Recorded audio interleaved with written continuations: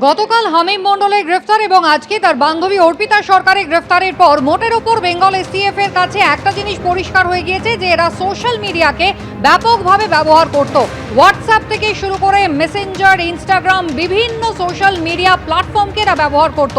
এই যে ছবি আপনারা দেখতে পাচ্ছেন অর্পিতা সরকার হামিম মণ্ডলের বান্ধবী, তার এগুলো হচ্ছে ইনস্টাগ্রাম পোস্ট শুধু নয়, তার মোবাইল ফোনে বিভিন্ন ধরনের স্পেশাল অ্যাপ কিন্তু ছিল, যে অ্যাপের মাধ্যমে বিভিন্ন রকমভাবে সে চ্যাট করেছিল এই হামিমের সঙ্গে, এমনকি তার ভয়েস মেসেজও ছিল, যেগুলো কিন্তু এখন এসটিএফ এর রাডারে। গতকালই আপনারা জানেন যে বর্ধমান থেকে গ্রেফতার করা হয়েছে রেনেসা হাউজিং কমপ্লেক্স থেকে হামিম মণ্ডলকে।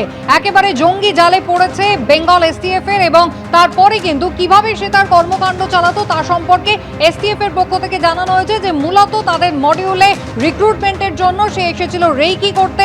মুখ্যমন্ত্রীর লোকেশন ট্র্যাক করাই ছিল তার উদ্দেশ্য।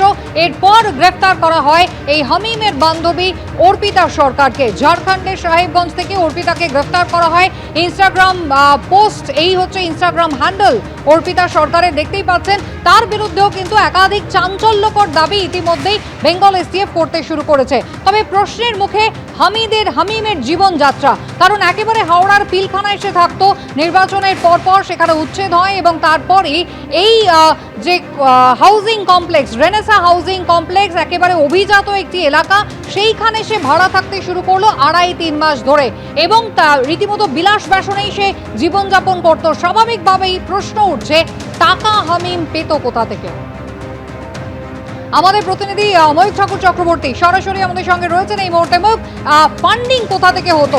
একেবারে বিশেষজ্ঞরাও বারবার যেটা বলছেন যে ডিজিটাল রিক্রুটমেন্ট এবং মূলত ডিজিটালি টাকা পেমেন্ট, এই যে শেহজাদ গ্রুপ, এদের কাজটা কিন্তু এরাই ছিল।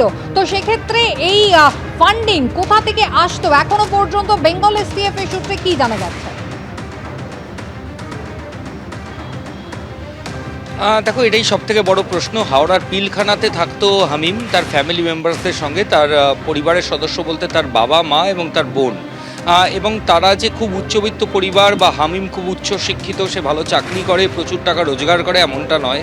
হামিম একটা কারখানায় কাজ করে, যেখানে জামা কাপড়ের মধ্যে বারকোড যে প্রিন্ট হয় সেই বারকোড লাগানোর কাজ করে। ফলত সামান্য টাকা সে রোজগার করে। পিলখানাতে একটা তাদের থাকার জায়গা ছিল, কিন্তু সেটা জবরদখলকারী জায়গা।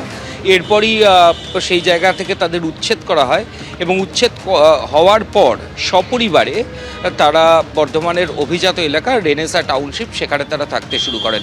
এখন সবথেকে বড় প্রশ্ন যেটা হচ্ছে সেটা হচ্ছে যে এই রেনেসা টাউনশিপে যারা থাকেন তারা অধিকাংশই সচ্ছল পরিবার, এবং তাদের যে রোজগার সেটাও হামিমদের যে রোজগার তাদের থেকে অনেক বেশি গড়ে।